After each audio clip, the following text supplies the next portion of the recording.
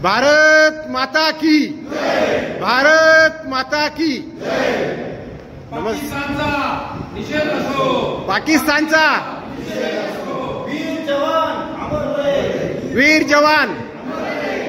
मित्रांनो, मी आहे ठाणगाव देवी मंदिर आणि हे ग्रामस्थ आज खरं तर मी एकदम अचानक ठाणगावला येणं झालं। रामदास भाऊंना फोन केला की आपल्या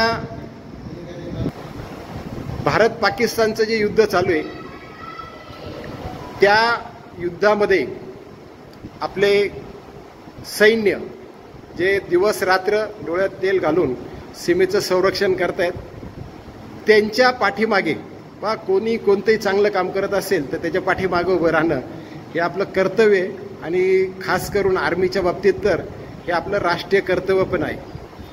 देवस्थान समितीमध्ये 3 महत्त्वाचे मुद्दे आहेत। त्यातला पहिला मुद्दा आहे देश, म्हणजे सगळ्यात पहिले जर मान सन्मान करायचा असेल तर पहिले देशाचा करा, नंतर धर्माचा करा आणि मग परिवाराचा करा। या ठिकाणी सगळ्यांनी अतिशय कमी वेळात ठाणगावकर इथं जमा झालेले आहेत, त्याबद्दल त्यांचं धन्यवाद।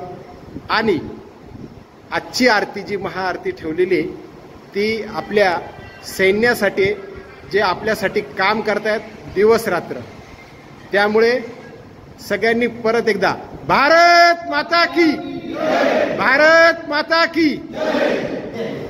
तसेच सगळे या ठिकाणी आरतीला आपण उभं राहावं ही विनंती।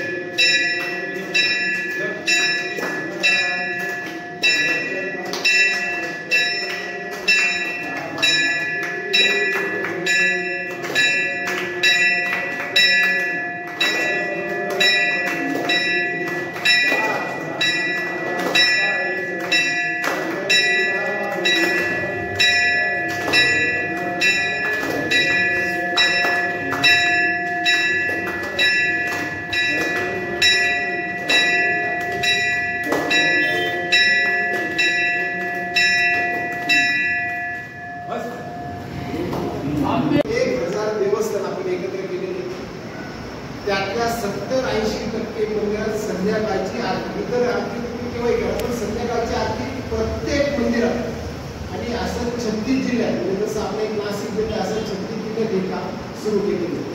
6 राज्यात आहे, त्याच्यात खास करून जम्मू आणि काश्मीरमध्ये पण आपण हे देवस्थानचं काम चालू केलेलं आहे।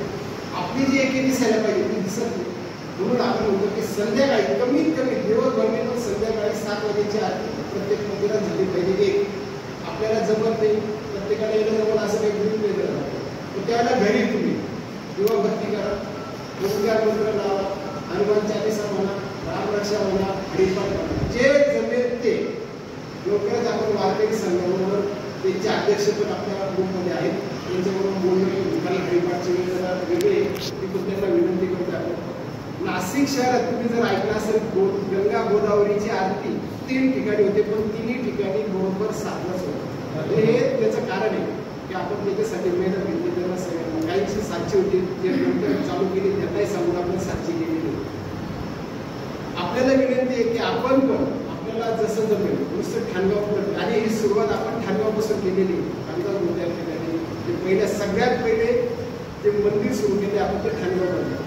ते प्रत्येकाला विनंती, प्रत्येकाने घरात पण करा, तुम्हाला जमेल तसं प्रत्येकाला सांगा। आजूबाजूचे खेडे आहेत, कुठेही जायचं नाही, तुम्हाला मी सांगणार पण नाही, तुम्ही तुमच्या मोबाईलचा वापर करून त्या लोकांपर्यंत हा संदेश मी आपल्या ग्रुपला व्हिडिओ टाकेन।